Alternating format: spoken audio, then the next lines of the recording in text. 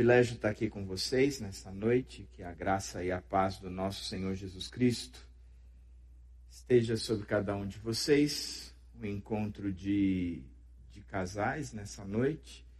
Eu sou casado, minha esposa não pôde vir, ela está com febre. Mas quero deixar bem claro que eu vim com um amigo, amigo. Eu fiquei preocupado de no encontro de casais chegar com o Renato aqui. Então, é amigo. Caminhando com Jesus, uma vida de intimidade com Jesus e não uma vida de prática religiosa. Quando a gente olha para o nosso casamento, e eu e o Renato, a gente estava conversando sobre isso, quando Paulo aos Efésios diz assim: você, marido, você tem que amar sua esposa como Cristo amou a igreja e se entregou por ela. Ele não se entregou para ela, ele se entregou por ela.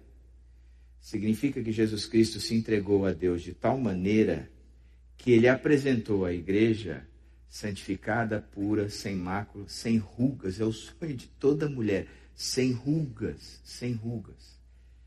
Significa que a relação num casamento não pode ser uma relação de religiosidade. Ela tem que ser uma vida de fato, onde o marido se entrega a Deus por causa da esposa. Então é nesse conceito que eu quero pensar em religiosidade e de fato uma vida espiritual, uma vida de intimidade com Jesus. Aí eu te convido a abrir sua Bíblia em João 15 e a gente vai ler o verso 7. Eu trouxe ele aí no telão e ele diz assim: se vocês permanecerem em mim e as minhas palavras permanecerem em vocês, pedirão o que quiserem e lhes será concedido. Olha que afirmação. Essa é uma afirmação extremamente interessante e ela vai ponderar, na minha opinião, é o maior marcador que a gente pode ter se nós estamos vivendo uma vida de espiritualidade de fato ou de religiosidade. Por quê? Porque ele está dizendo que a gente vai pedir o que quiser e será concedido. E aí eu faço uma pergunta para você. Nas tuas orações, tudo aquilo que você tem pedido tem concedido? Tem sido concedido por Deus para você? No conceito de que tudo o que você pedir, o texto está sendo extremamente categórico. Quem está dizendo isso é Jesus Cristo. E o que ele está dizendo é: tudo o que vocês pedirem, vocês terão como resposta. De duas, uma. Ou a gente não está vivendo de forma espiritual para poder experimentar o que o texto está dizendo, ou o texto é mentiroso. De duas, uma. Porque o que Jesus Cristo está ensinando é bem claro. O que vocês pedirem, vocês vão receber. O que vocês pedirem, vocês vão receber. Por isso eu quero pensar com vocês em alguns passos ou alguns movimentos que nós podemos ter, ou 3 verdades a respeito da nossa caminhada com Deus, onde a gente pode medir a nossa espiritualidade. Se eu e você podemos ter uma medida da nossa espiritualidade, na nossa caminhada com Jesus, tem a ver com as nossas orações e as respostas de oração. Por isso, como é que a gente pode medir de fato e ponderar tudo isso? Então, te convido a pensar em algumas coisas no texto de João 15, 7. A primeira característica ou coisa é que caminhar com Jesus é para dar frutos, não é para uma outra coisa sequer. O texto diz assim: se vocês permanecerem em mim e as minhas palavras permanecerem em vocês, pedirão o que quiserem e lhes será concedido. Meu Pai é glorificado pelo fato de vocês darem muito fruto, e assim serão meus discípulos. Quando Jesus escreve, meu Pai será glorificado pelo fato de vocês darem muitos frutos, no verso 8, ele está se referindo, ou o que ele está apontando, é em relação ao que vocês pedirem, o que vocês quiserem diante dele, e o que vocês colocarem diante deles e receberem, Deus será glorificado. Olha que coisa interessante. Ele recebe a glória quando nós pedimos e Ele concede aquilo que nós pedimos. Que significa que o maior beneficiado de uma resposta de oração não somos nem nós, é o próprio Deus. É neste momento que Ele está falando. Entretanto, a implicação de tudo isso é que Deus recebe glória quando nós damos fruto. O texto está dizendo, pedirão o que quiserem e será concedido. E o meu Pai é glorificado pelo fato de vocês darem muito fruto. O ponto principal do caminhar na nossa espiritualidade com Deus não é obter respostas de oração, mas o ponto principal é que a gente dê fruto. E o que o texto está mostrando é que os frutos estão muito ligados àquilo que nós estamos pedindo. Em outros pontos de vista, aquilo que nós estamos pedindo tem muito a ver com o nosso fruto. Portanto, o ponto principal do caminhar é dar fruto. O caminhar é para dar fruto. Veja o que o verso 16 diz. Ele apresenta o seguinte conceito. Vocês não me escolheram, mas eu os escolhi para irem e darem fruto, fruto que permaneça, a fim de que o Pai lhes conceda o que pedirem em meu nome. O texto mostra uma ordem, um fluxo normal neste versículo. Primeiro, ele diz que o fruto que nós temos que dar é que nós somos, ou na verdade, nós vamos dar um fruto porque nós fomos escolhidos. Significa que há uma escolha da parte de Deus, e aqui eu não quero entrar nesse mérito que daria muito pano para manga, mas o que nós entendemos é que há uma escolha da parte de Deus. E a gente sempre discute a questão da escolha da parte de Deus como se a escolha fosse Deus nos olhou, Deus nos enxergou, Deus olhou para essa multidão toda e disse, olha, você eu quero para mim, você eu quero para mim, você eu quero para mim, não, você eu não quero para mim. O texto está dizendo que nós fomos escolhidos para dar fruto. A escolha é para um objetivo final. Quando a gente pega o texto de Efésios 2, 8, 9 e 10, diz assim, pela graça vocês são salvos, mediante a fé, isso não vem de vocês, é dom de Deus, não por obras para que ninguém se glorie.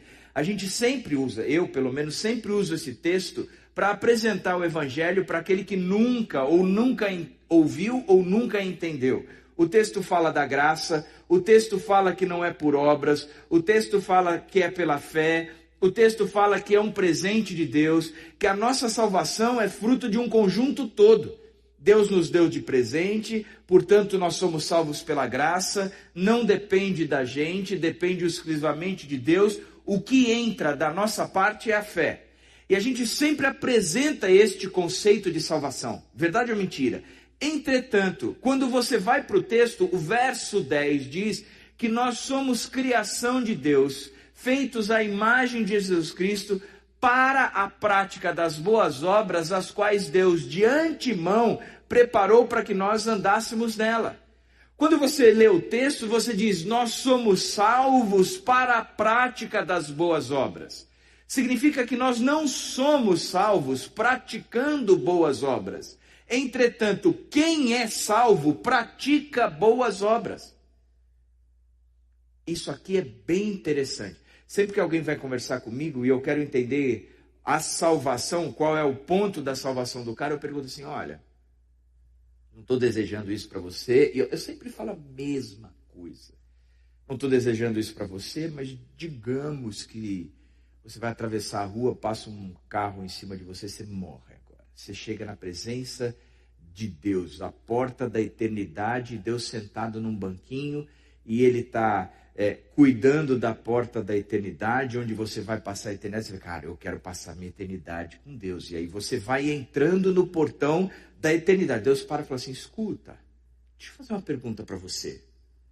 Por que é que eu devo deixar você entrar no meu céu, na minha eternidade? O que é que você responde? A maior parte do povo responde assim, entre os erros e os acertos, eu errei pra caramba, mas eu acertei bastante. Então, entre os erros e os acertos, o saldo é positivo. eu fui uma boa pessoa. Quando a pessoa responde assim, ela está trazendo o mérito da salvação para ela. Mais uma vez, é por obras. E a gente diz, não é por obras. Não tem o que você faça que te leve aos céus. Entretanto, tanto o texto de João como o texto de Efésios diz que a salvação não é por obras. Entretanto, aquele que é salvo pratica obras. Frutifica de forma diferente. Faz coisas diferentes. O resultado daquilo que ele vive é um resultado diferente. E aí João ainda é mais claro, dizendo, eu escolhi vocês. E eu escolhi para que vocês dessem fruto. E um fruto não é qualquer um. É um fruto que permanece. O fruto que eu estou querendo que você produza é um fruto que permanece. É um fruto duradouro. Não é o tipo de fruto que a gente está acostumado, que é onde você colheu, você tem que comê-lo num determinado tempo, porque senão ele passa e fruta passada não serve para nada, muitas vezes para fazer doce, mas apodreceu, você não serve, não tem razão. E a proposta é, vocês foram salvos, vocês foram escolhidos, para que vocês deem fruto, e fruto que permanece. E ele diz, para estes frutos, o que vocês pedirem, vos será concedido.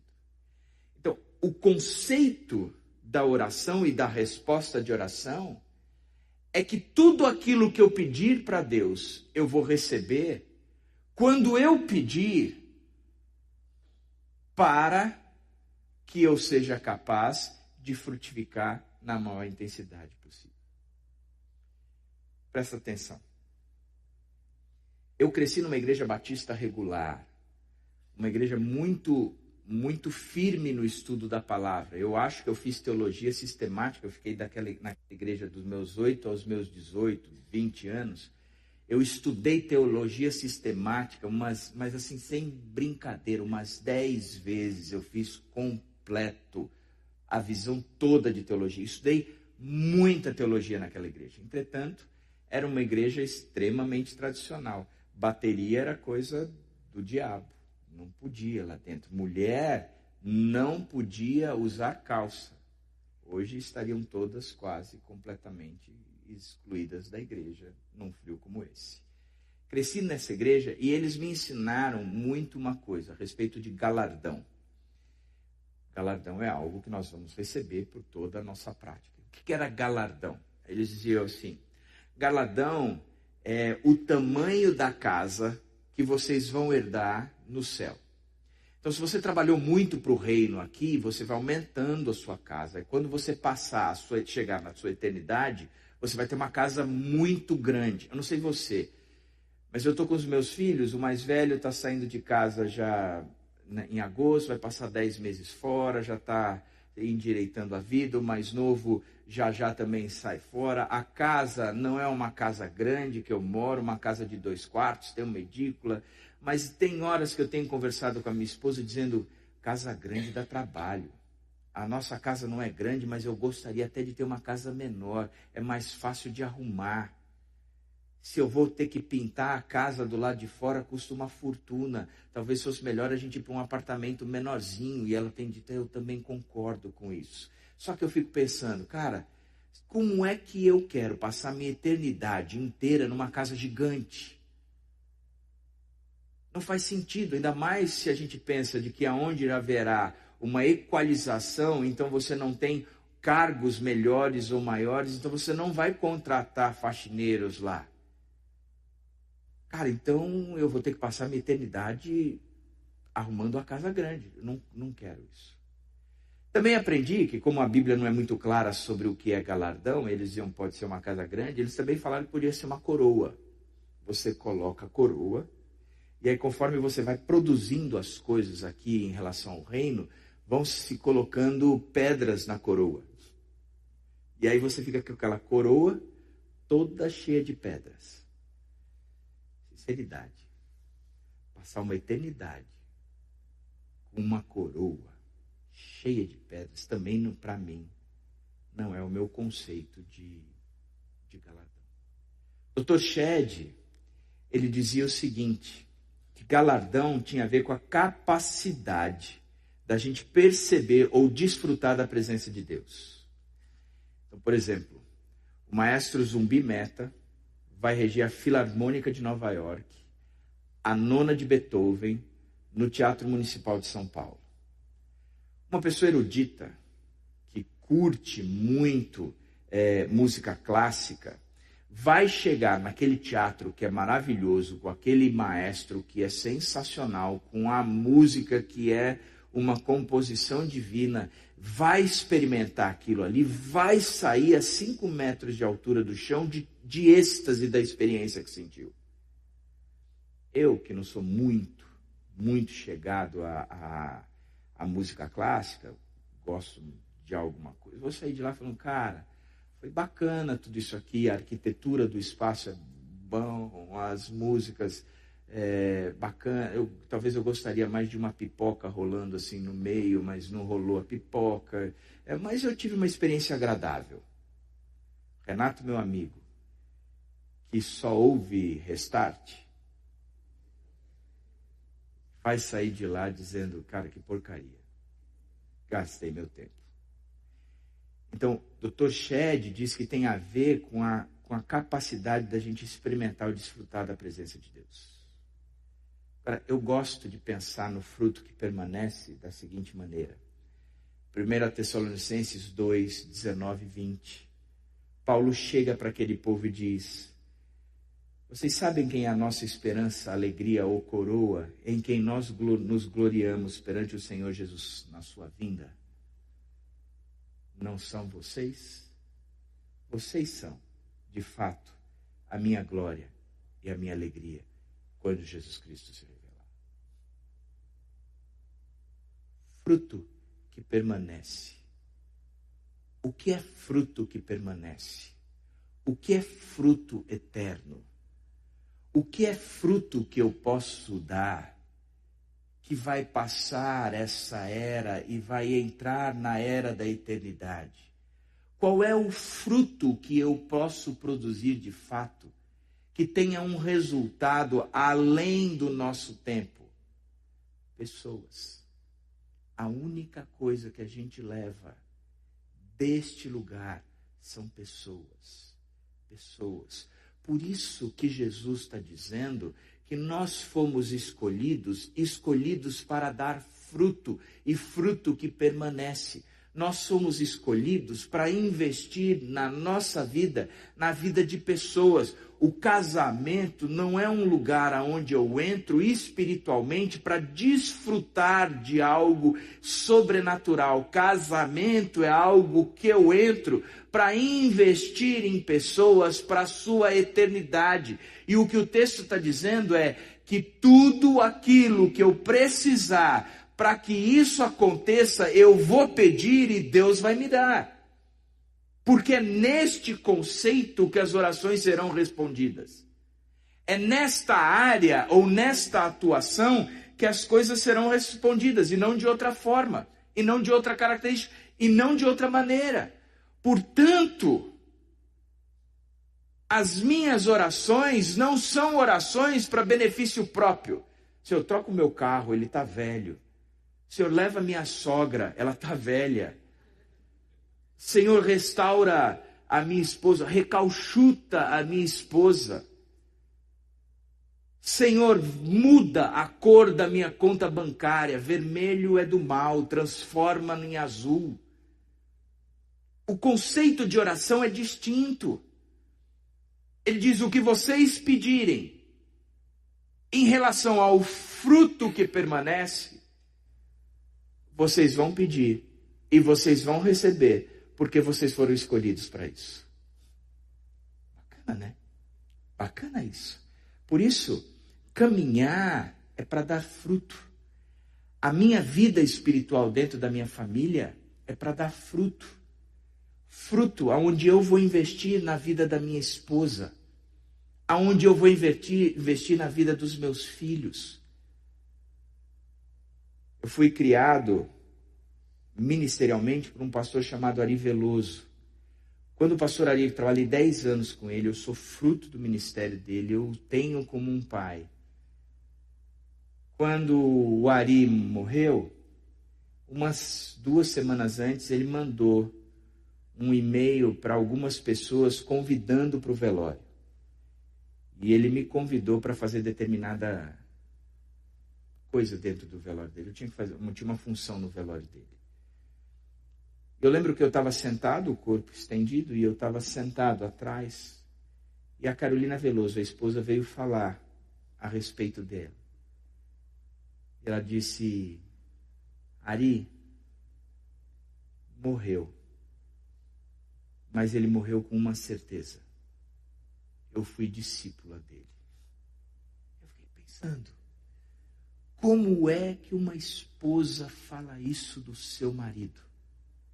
E eu avaliei a minha vida dizendo, eu preciso modificar essa história. Quando eu morrer, eu gostaria que a minha esposa falasse a mesma coisa. Você me discipulou. Você me ensinou a respeito de Jesus. Você frutificou um fruto que permanece. Porque um dia nós vamos nos encontrar com o Deus eterno. E tudo o que você fez por mim valeu a pena. Segunda verdade a respeito do caminhar é que o texto de Lucas 15, 7 e 8 diz: se vocês permanecerem em mim e as minhas palavras permanecerem em vocês, vocês vão pedir o que quiserem e lhes será concedido. E meu Pai é glorificado pelo fato de vocês darem muito fruto, e assim serão meus discípulos. Quando é que Deus recebe a glória? Quando nós produzimos muito fruto. Quando nós damos muito fruto. Quando a produção de fruto da gente é intensa. Aí Deus recebe a glória. Olha que coisa interessante. A gente vive nas nossas orações, na nossa vida espiritual, querendo que Deus nos abençoe. Eu reivindico isso. Vá para as reuniões de oração e veja os pedidos de oração. Se não são pedidos de oração totalmente voltados para benefício próprio. E a impressão que nos dá é que quem sai sempre ganhando quando há uma resposta de oração é a pessoa. A tal ponto que a gente gosta de correr atrás de algumas pessoas que a gente acha que são bons de oração. Em geral são as tiazinhas da igreja. As senhoras mais velhas da igreja. Você fala, vai pedir para que ela tenha uma fé. Você pede para ela que ela vai responder. E a impressão que nos dá é que a gente está olhando para aquela pessoa que tem fé e está dando a glória para ela. Caramba, aquela mulher tem fé. A fé dela deve ser do tamanho de uma semente de maçã e não um grão de mostarda. Interessante que quando Jesus diz do grão de mostarda, ele está dizendo que basta pouca coisa para que grandes coisas aconteçam. E ele não está querendo dizer que a gente não tem isso. Ele está mostrando a medida e não condenando a falta de fé da gente. Mas a glória, quem recebe, é o próprio Deus. Não sou eu e nem você. Não sou eu e nem você. Agora, o que significa glorificar? A gente acha que glorificar, Deus receber a glória, é quando a gente está num momento de louvor e adoração, e a música vem, e ela começa a mexer com a gente arrepia, sente aquele, fecha os olhos, levanta as mãos, e a gente sente algo diferente dentro da gente, uma emoção, algo bacana, e você diz, agora o Senhor está recebendo a glória. É quando eu consigo dizer para Deus quem Ele é e o que Ele é, que eu consigo expressar todo o meu amor para Ele. A gente confunde glória com uma expressão de louvor. Eu gosto muito da oração que Jesus Cristo fez em João 17, quando Ele ora por nós, e Ele ora por os discípulos que estavam com Ele naquela época. Ele diz assim, eu te glorifiquei cumprindo a obra que o Senhor me deu para fazer. Eu te glorifiquei terminando a lista de tarefas que o Senhor me passou para fazer. Eu te glorifiquei resolvendo as coisas que o Senhor me deu para eu fazer. Eu te glorifiquei cumprindo o que o Senhor havia dito que eu deveria fazer. Interessante isso. Jesus diz, eu te glorifiquei quando eu cumpri as tarefas que o Senhor me passou para fazer. Significa que glorificar a Deus não tem nada a ver com a gente no meio do louvor levantar as mãos, fechar os olhos. Isso não é glorificar. Isso é louvar, adorar. Glorificar é fazer o que Deus tem para nós. É cumprir as tarefas de Deus para a nossa vida. Como é que eu glorifico a Deus dentro da minha família? Quando eu cumpro as tarefas que Deus me passou, para como? Para que os meus filhos cresçam e para que a minha esposa cresça. Porque o glorificar tem a ver com fazer o que Deus mandou. Eu gosto muito de uma ilustração de quando o dono de uma fazenda chegou para o seu administrador e disse, escuta, eu vou viajar e eu volto não sei quando, eu tenho muita coisa para fazer fora, e você vai ficar responsável pela minha fazenda.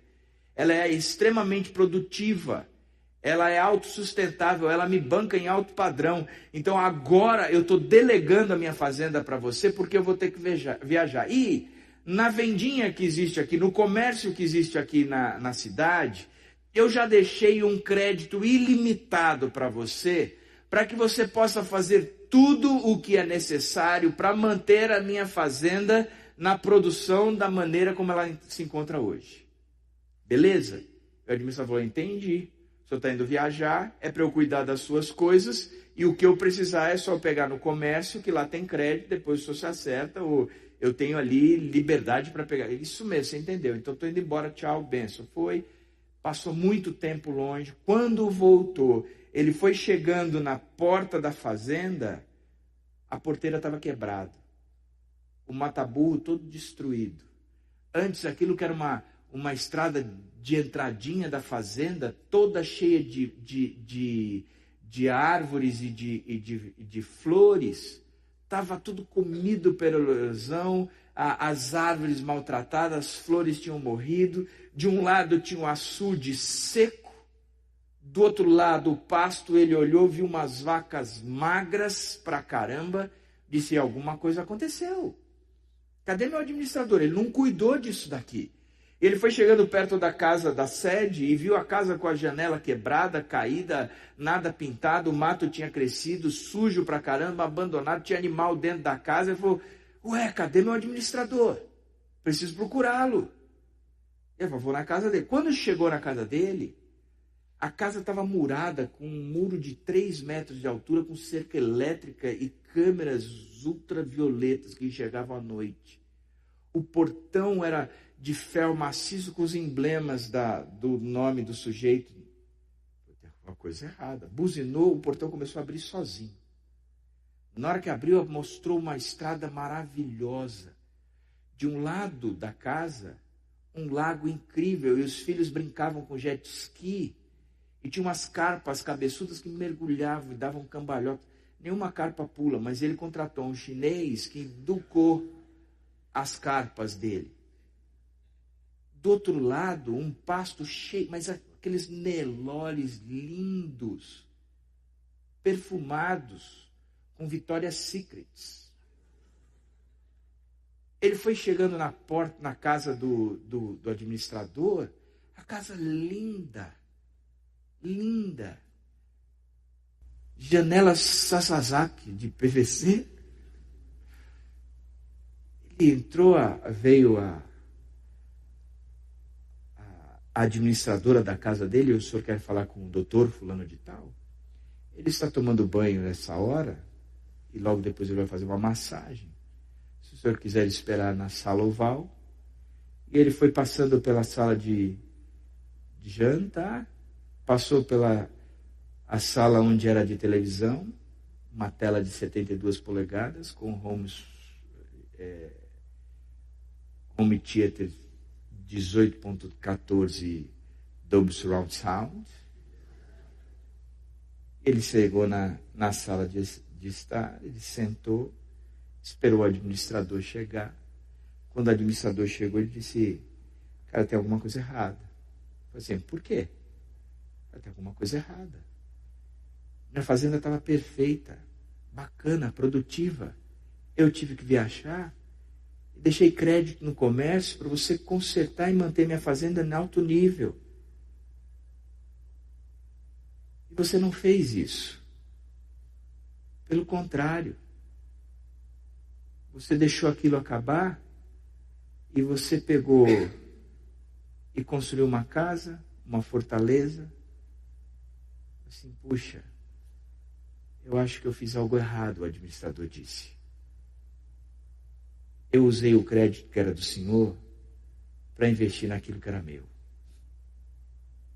Eu acho que a oração e a caminhada com Jesus a gente confunde muito. A gente acha que a oração é pedir crédito para aquilo que tem a ver com o meu reino.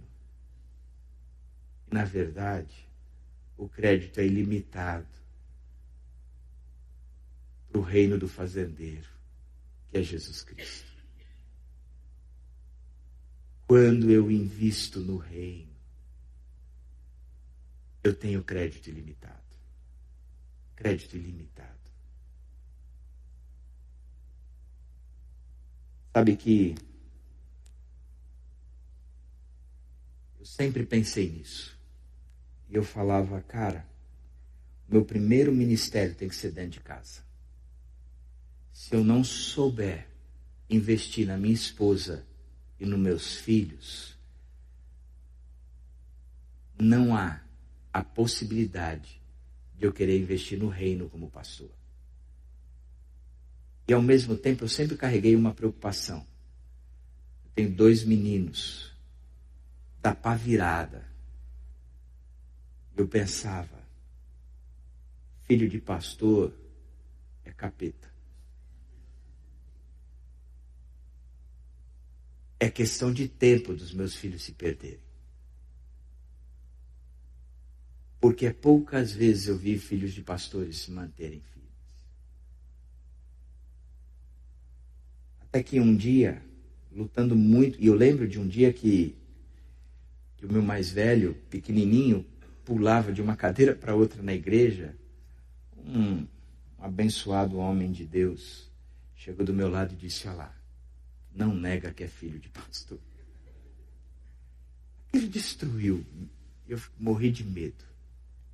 Falei, cara, é questão de tempo deles se perderem. Questão de tempo. Um dia eu estava ouvindo Dick Duncan e o Jorge Camargo cantando Lá está o meu tesouro, lá onde não há choro, e um dia cantaremos juntos hinos de louvor. Deus foi muito claro comigo dizendo, investe, investe. E um dia vocês vão cantar juntos. Eu entendi, eu falei assim, cara, eu vou investir nos meus filhos como meu primeiro ministério. Eu investi muito nos meus filhos. Eu orei com eles. Eu mostrei os meus pecados e as minhas lutas. Eu escancarei o meu coração, nunca como um pai, somente, mas antes de mais nada, como um homem de Deus que também mostrava, cara, você tem dificuldades nessa área, eu também tenho. E as mesmas lutas que você passa, eu também passo. Eu lembro das lutas de impureza sexual deles, que eles chegavam para mim e falavam, cara, a Bíblia diz que vocês têm que se manter puro e o sexo não é para antes do casamento, nem para fora do casamento, o sexo é para o casamento. Significa que as mesmas lutas que vocês têm hoje para não cometer ou praticar sexo fora do antes do casamento, eu também tenho, filhos, a mesma luta para não ter sexo fora do casamento, porque não ter ou ter sexo com alguém que não seja mãe de vocês é tão errado como vocês terem sexo, e eu luto com isso, e eu quero que vocês orem por mim da mesma forma como eu oro por vocês. Quantos amigos de pais de vocês, os pais dos amigos de vocês que têm traído a mãe, significa uma realidade forte. É claro. Então vamos aprender a lutar. Cara, e a gente lutava. E a gente lutava em todas as áreas das nossas vidas. Agora, dia 26 de agosto, meu filho mais velho se apresenta na Irlanda para um projeto missionário.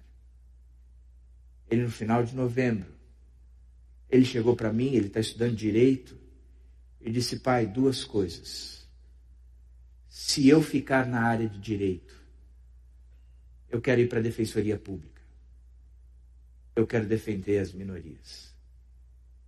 Mas eu acredito que Deus está me chamando para o ministério. Eu não sei se eu vou ser missionário, ministro de adoração, ou se eu vou ser pastor, mas eu quero dedicar minha vida para Cristo. Eu estava sentado e ele me mandou um WhatsApp de uma luta interna, pedindo: pai, ora por mim. Fruto que permanece. Onde eu tenho pedido a Deus recursos para que estes frutos permaneçam. Permaneçam. Nunca pedi um carro para ele. Nunca pedi um tênis de marca para ele. Nunca cheguei para Deus reclamando que os meus filhos não se vestem bem. Mas sempre cheguei para Deus colocando os meus filhos para que eles se tornem homens de Deus de fato. Portanto, o que eu e você temos que entender é que caminhar não é para satisfação própria. Eu quero recurso para que eu possa investir no reino do nosso Senhor Jesus Cristo. Terceira verdade a respeito de caminhar é que o texto diz: se vocês permanecerem em mim e as minhas palavras permanecerem em vocês, se vocês permanecerem. Permanecer significa ficar firme, né? Pode chacoalhar, balançar, mas eu estou ali. Eu continuo alicerçado. Eu não estou perdendo o chão. Eu estou permanecendo. E o que o texto diz é que a gente tem que permanecer em Deus. E as palavras permanecer nele. Interessante de entender que a gente não consegue permanecer se não for encharcado pela palavra de Deus. A gente não consegue dar fruto se não for através de uma mente transformada pela palavra de Deus. E o problema hoje é que tanto os pais como a nova geração é uma geração, ou são gerações que não sabem nada da palavra de Deus. São pessoas rasas, mas ao mesmo tempo discutem a palavra de Deus como se fossem doutores da lei. Basta você ir para o Facebook. As discussões que têm existido no Facebook. Todo mundo sabe de tudo. Na época da crise política, você vê os caras argumentando teoria política sem ter noção do que estão falando. Na época da Copa do Mundo, está todo mundo falando de futebol. E você diz: cara, ninguém entende de futebol. Eu sou corintiano, eu entendo de futebol.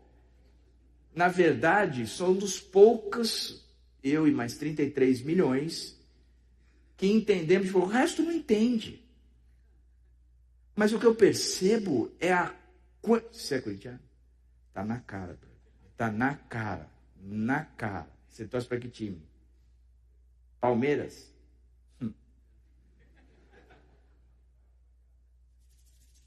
Vamos ficar na palavra. Vamos permanecer na palavra. Permanecer na palavra. O conceito é que a gente não sabe nada. Gosto muito de uma mensagem de um amigo meu chamado Tiago Marques, que ele fala geração miojo. Miojo é um alimento que você prepara em 3 minutos. Basta ferver água, você joga o macarrão lá dentro e você come. Eu até gosto de miojo. Mas são 3 minutos porque é algo fácil, não é algo nutritivo. Continua comendo miojo todo dia, você vai ficar mal. Sua saúde vai embora. Porque para fazer uma refeição boa, demanda tempo. Você tem que picar a cebola. Vai cheirar. Tem que amassar o alho. Você tem que descongelar a carne. Você tem que temperar. Você tem que esperar o tempo necessário no forno. Ao mesmo tempo, tem que fazer o arroz, tem que lavar a salada, temperar a salada. E não dá para deixar para vários dias, aquilo tem que ser consumido, porque depois ela tem um prazo. Para a gente crescer, a gente tem que permanecer na palavra, e permanecer na palavra significa que a gente tem que estudar muito a Bíblia. É ser profundo na Bíblia. É ter quantidade de Bíblia, é dominar a Bíblia. Não cesses de falar deste livro da lei, antes medita nele de dia e de noite, para que tenhas o cuidado de fazer tudo quanto nele está escrito. Então farás prosperar o teu caminho e serás bem-sucedido em tudo o que fizeres. São as palavras de Deus para Josué, quando ele assume o povo. Não cesses de falar. Feliz, de Salmo 1, felizão. A expressão feliz é traduzida de forma que se perde o conteúdo, porque no hebraico o conceito é felizão, felizado, felizadão. É aquele que não faz isso. Antes, o seu prazer está na lei do Senhor, na palavra, e nela medita de dia e de noite. E ele é como uma árvore plantada junto às correntes das águas, suas folhas não murcham, e ele dá o fruto no seu devido tempo, porque o seu prazer está na lei do Senhor. Na lei do Senhor. Eu estou vindo com o Renato, e o Renato falando da fome que ele tem, do que ele tem escutado. Ele fala, eu estou escutando o pastor falando de tal. Eu falei, cara, o pastor sou eu. Não, estou fazendo um pai. Até meu xará, ele diz, Renato. Que Deus tem esse pastor. O pastor sou eu. Mentira. Eu fico feliz de vê-lo buscando e alimentando. E o cara está o tempo todo na igreja estudando, mas tem que ser. Porque a gente tem que mudar a maneira de pensar. E para mudar a maneira de pensar, tem que mudar o banco de dados. E para mudar o banco de dados, você tem que tirar todo o conteúdo anterior e colocar um conteúdo novo. Portanto, se o seu prazer não está na lei do Senhor e você não medita de dia e de noite, esquece. Não tem como você ser espiritual dentro da sua família. Você vai ser mais um religioso que vai de domingo, vai de quarta-feira, você frequenta a igreja, você ora antes do almoço, mas você não tem vida com Deus porque você não está deixando a Bíblia transformar a sua vida, porque o que transforma a sua vida, de fato, é o estudo da palavra de Deus com profundidade. Porque quando eu compreendo a palavra, ela entra em mim, ela é capaz de dividir juntas e medulas, ela traz à tona tudo o que sou, porque na palavra eu enxergo Deus, e quando eu enxergo Deus, eu enxergo a mim mesmo, e é a mesma reação de Isaías: ai de mim, porque sou um homem de impuros lábios, habito no meio de um povo de impuros lábios, e os meus olhos viram o Senhor. Portanto, precisa ir para a palavra, permanecer na palavra. E o que é bacana de permanecer na palavra? A gente vê algumas coisas. Primeiro, nós temos uma visão limpa. 1 João 1,10 diz: se afirmarmos que não temos cometido o pecado, fazemos de Deus um mentiroso, e a sua palavra não está em nós. Permanecer significa que quanto eu mais me aprofundo na palavra, mais eu enxergo Deus, mais eu me enxergo. E aí eu vou vendo os pecados, os erros. Se eu não permanecer na palavra, sabe como vai ser o meu casamento? O meu casamento vai ser assim: eu dentro de casa, olhando para minha esposa e dizendo, ela precisa mudar. Essa mulher não muda.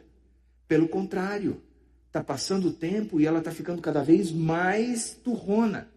Meu marido não faz outra coisa na vida a não ser ficar sentado querendo assistir televisão. É um sujeito grosso, nervoso, não... Eu fico o tempo todo projetando no outro as mudanças ou na expectativa do que o outro pode mudar. Mas quando eu permaneço na palavra, eu me aprofundo na palavra, eu vou conhecendo Deus, eu vou tendo uma visão clara de Deus. E quando eu enxergo Deus de forma clara, eu me enxergo, eu vejo a mim. A conclusão é Eu tenho pecado. Eu preciso corrigir a minha vida. Eu tenho coisas que precisam ser transformadas. Um casal se senta na minha frente, eles começam a brigar. E eu até gosto quando eles começam a brigar, até ter uma banadinha para a coisa pegar, para vir à tona o que eles estão discutindo de fato. Eles discutiram. Eu lembro de uma vez, uma senhora bem pequenininha e o marido dela bem alto. E o sujeito era policial, da Polícia Civil. Ele, para sentar, ele tirava a arma assim, colocava em cima da mesa. E ela pequenininha, ele grandão, eu achava que ela ia bater nele. E ele morria de medo dela, mesmo armado. Era um negócio... E o cara, os dois quebrando o pau. Eu só ouvindo, né? Aí eu cheguei e falei assim, ó, Gálatas 5:19. As obras da carne. Divisão, briga, discórdia, ira, ciúmes. Isso é obra da carne.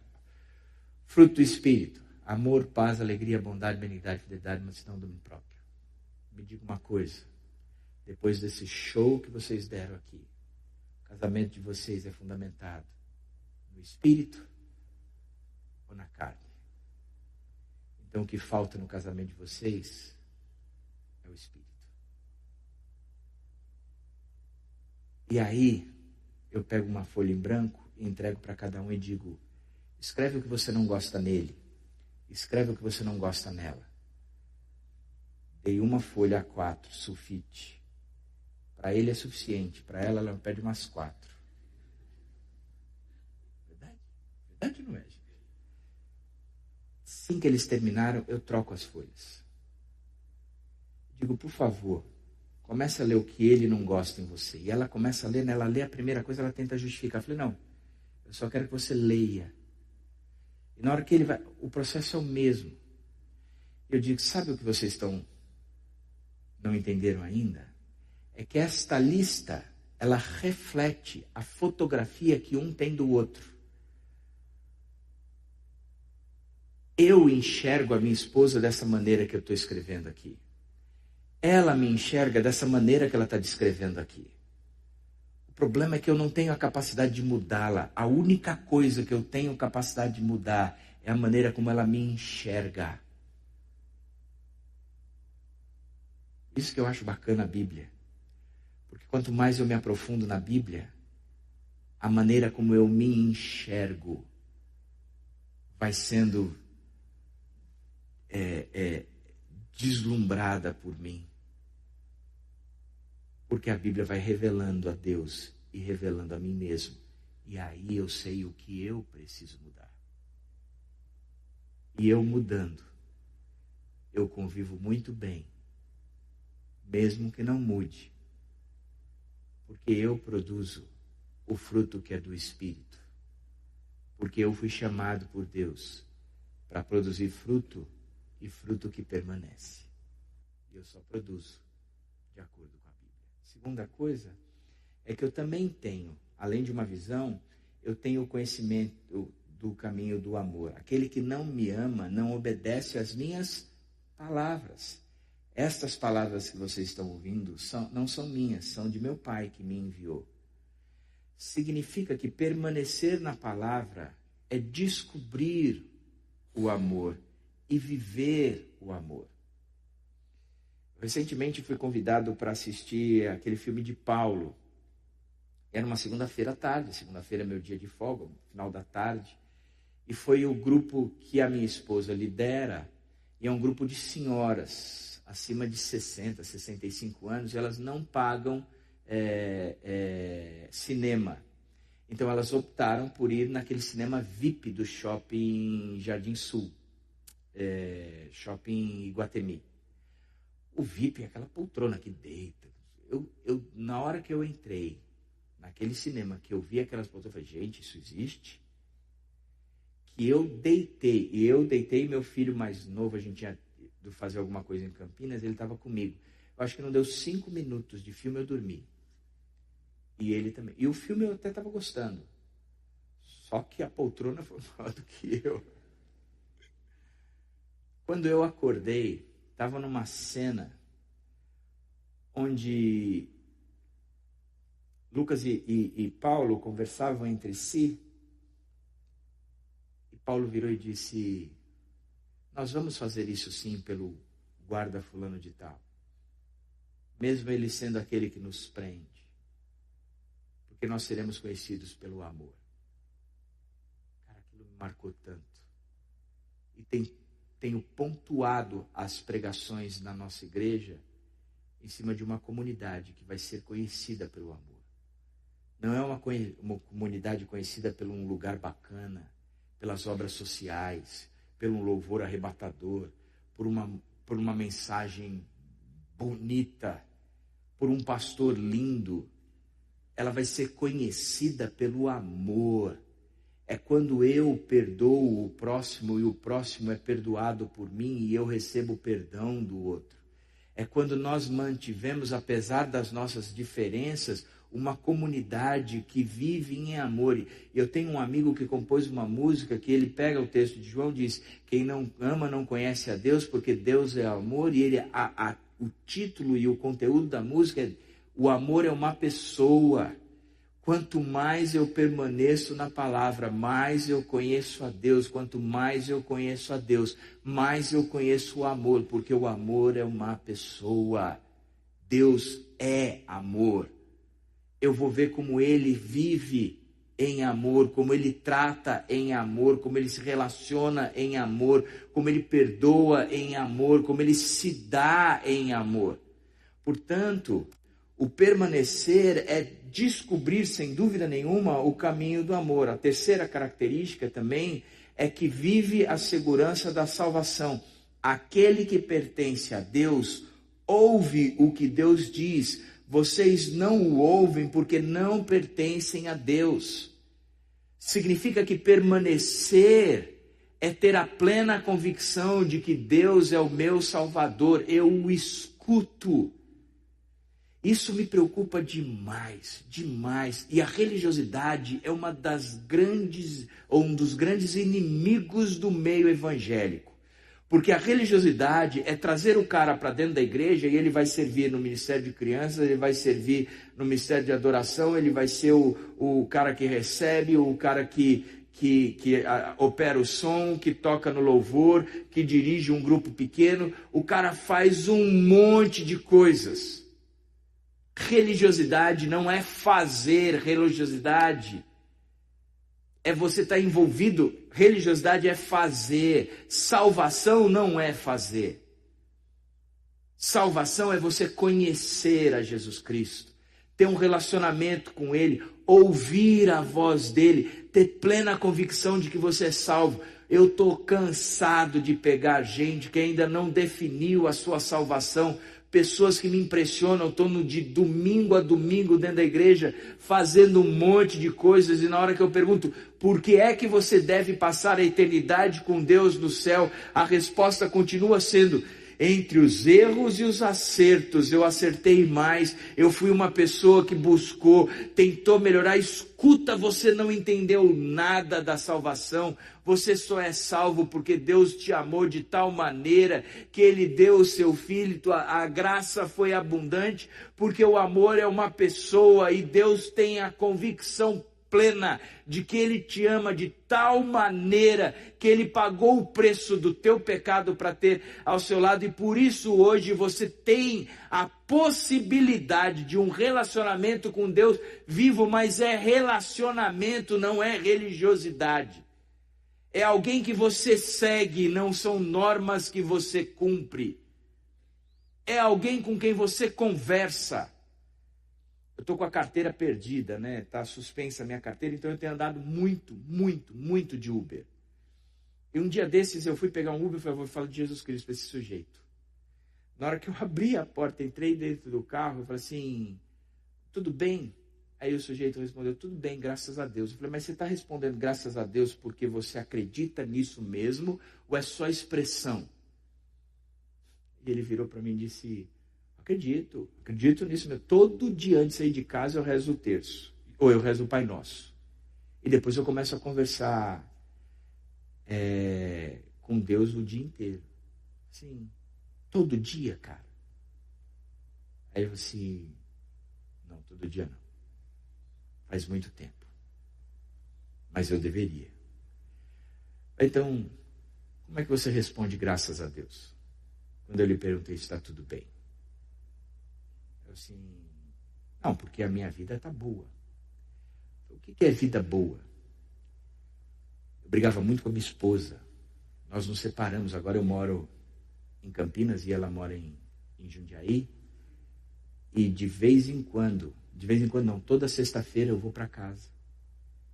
E aí às vezes eu fico na sexta-feira, às vezes eu volto no sábado, às vezes eu volto no domingo, às vezes eu fico de sexta.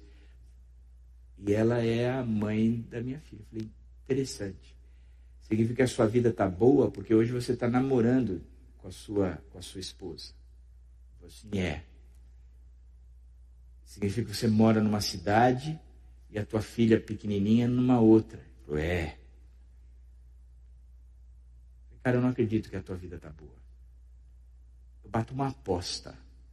Como você queria viver intensamente apaixonado pela sua esposa e a sua esposa por você. Eu bato uma aposta como você gostaria de poder voltar para casa todos os dias e criar, cuidar e amar a tua filha. Aí ele começou a chorar. E chorava. E chorava. E chorava. Você tem razão. Eu falei, então como é que você diz que a sua vida está tudo bem? Sabe o que está faltando na sua vida? Ele disse o quê? Eu falei, está faltando Deus. Quando eu disse para você tudo bem e você me respondeu graças a Deus, você não está nem sabendo o que você está falando porque você não conhece Deus. Porque se você conhecesse, você ia ver que a sua vida ia ser diferente. Aí no final ele virou e falou assim, como é que eu posso me relacionar com Deus? Assim, como é que você se relacionou comigo? Você pegou o aplicativo, me chamou, abriu a porta do meu carro, entrou, sentou aqui, a gente conversou e agora você está indo embora. Eu falei assim, então tá bom. A minha pergunta é, quem é que você vai pôr para sentar aqui agora? Porque eu vou sair. Quem é que vai ocupar esse lugar? Na verdade, você deveria trocar de lugar agora. Vem você para o passageiro e deixa Deus ser o motorista do Uber da sua vida. Como é que eu faço isso? É só começar um relacionamento com Deus. Conversa com Ele. Conversa com Ele. Porque Deus não é um objeto. Deus não é uma lista de tarefas, de obrigações. O amor é uma pessoa. O amor é uma pessoa. Se relacione com esse amor. Terminamos orando, ele chorando e ele dizendo, é isso mesmo que eu preciso. Permanecer é ter a segurança da salvação. Porque eu ficar fazendo um monte de coisas dentro da igreja, periga um dia você chegar na presença de Jesus e dizer, Jesus, em teu nome eu toquei no louvor da igreja, em teu nome eu recolhi as ofertas da igreja, em teu nome eu operei as câmeras da igreja, em teu nome eu fui o introdutor, o recepcionista da igreja, em teu nome eu abri a minha casa. E ele vai dizer, apartai-vos de mim, porque eu não vos conheço. Você foi um bom religioso, mas você não teve relacionamento comigo. Não teve relacionamento comigo. E a última coisa é que salvação é saber vencer o maligno. Jovem, eu lhes escrevi porque vocês são fortes. E em vocês a palavra de Deus permanece. E vocês venceram o maligno. Acho interessante como nós batistas, muitas vezes a gente confunde a questão do diabo. Né? Você liga a televisão e você vê os caras lá sendo endemoniados, amarrados. Qual é o seu nome?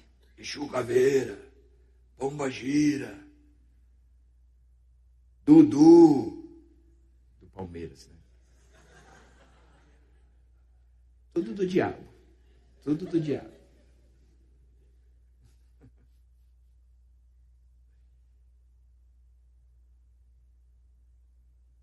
Interessante, né?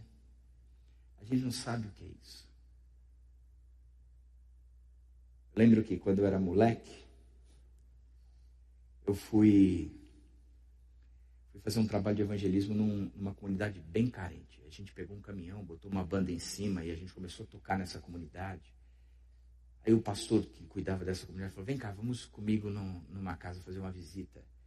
E era um casebre mesmo de parede de papelão, misturada com madeirite, uma cama muito velha. E quando a gente entrou, o cara estava endemoniado com uma faca na mão. E ele vinha para cima assim, o pastor segurou e tinha um missionário bem magrinho do lado. E ele segurava, tira a faca. Eu sou medroso. Eu acho que lagartixa é a encarnação do diabo. Eu morro de medo de lagartixa, cara. Eu tenho medo de avião. Eu sou medroso por natureza. Eu lembro de um dia que eu fui entrar na igreja, tinha um cachorro deitado na porta da igreja. Eu fiquei do outro lado da rua, falei, sai.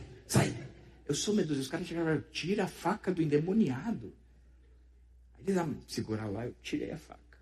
Botei a faca bem longe. E os caras ficaram lá. E de repente o pastor bateu nas minhas costas e falou, fica aí que eu vou fazer outra vez. Você vai me deixar eu? O missionáriozinho endemoniado. Falei, fica aí.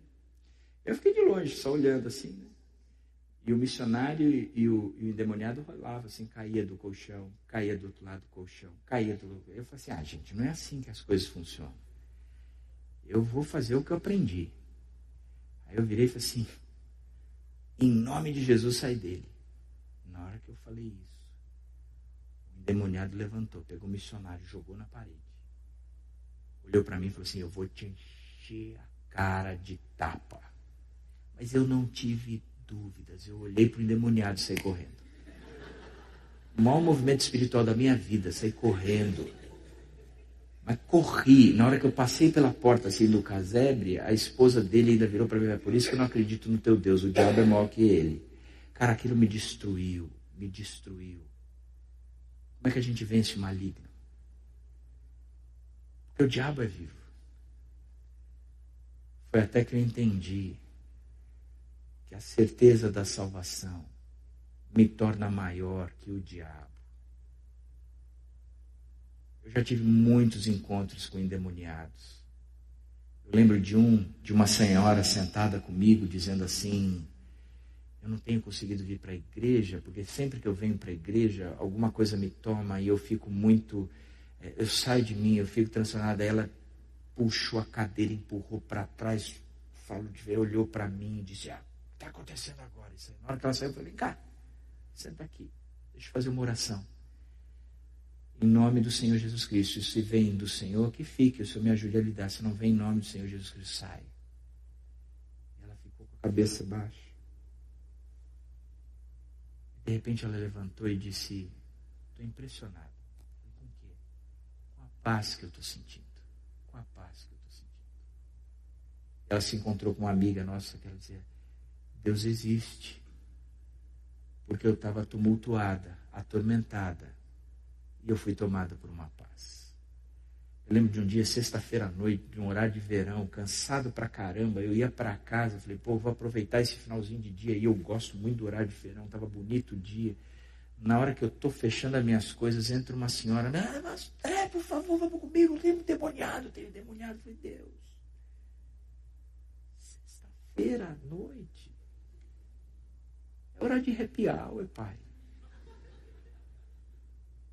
Diz isso pro diabo, para ele se ocupar com outras coisas, e deixar em paz e ir para casa. E eu lembro que eu fui no carro, ela dirigindo, e ela falava muito. Eu até ficava pensando, quem é que está endemoniado?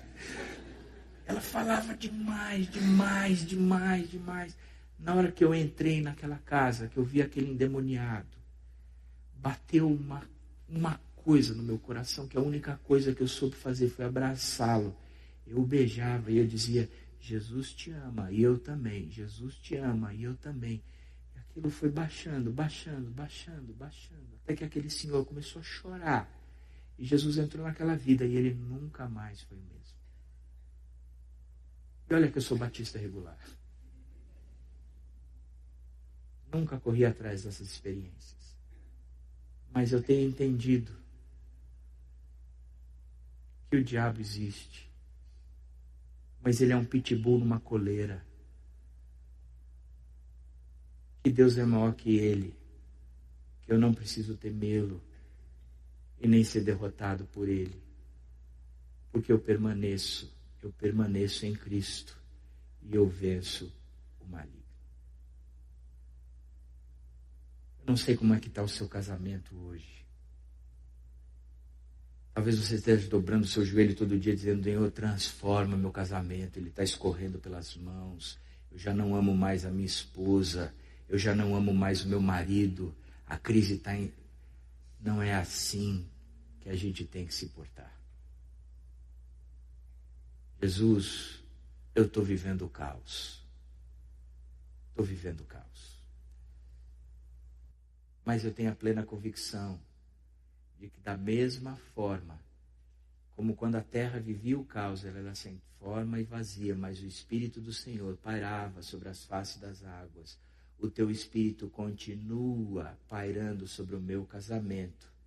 E eu quero ser o canal do teu Espírito com amor, paz, alegria, bondade, benignidade, fidelidade, mansidão.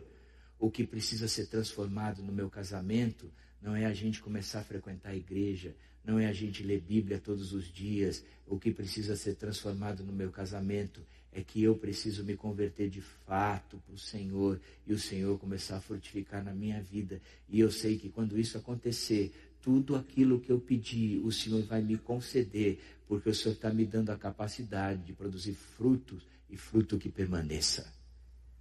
Por isso, Deus, me ajuda agora a não ser religioso, mas a ter um relacionamento intenso com Jesus Cristo. Para que eu possa viver uma vida limpa. Para que eu possa viver a segurança da salvação. Para que eu possa viver a vitória sobre o maligno. Me dá, Senhor, essa capacidade. Em nome do Senhor Jesus Cristo. Que o Senhor me modifique. Me modifique. Sabe o que eu gosto? Eu gosto muito da Bíblia. Muito da Bíblia. Malaquias, o último texto escrito por um profeta antes que Jesus Cristo aparecesse. 400 anos antes de Jesus Cristo aparecer. O último parágrafo do Velho Testamento dá o alerta de Malaquias, que significa o meu mensageiro, dizendo para o povo o seguinte: presta atenção. Se vocês não ouvirem os profetas Elias que estão aparecendo aí, chamando vocês para o arrependimento, e o coração do pai se converter para o coração do filho, e o coração do filho se converter para o coração do pai, a disciplina do Senhor vai se levantar sobre vocês. Olha que coisa interessante. O arrependimento para a salvação promovia conversão de corações. O pai convertido para o filho e o filho convertido para o pai. Aí você vai dizer: rapaz, Malaquias profetizou e concretizou. Porque hoje não há coração convertido mais. Última palavra do Velho Testamento. Primeira palavra do Novo Testamento. Evangelho de Marcos. Cronologicamente falando, Evangelho de Marcos.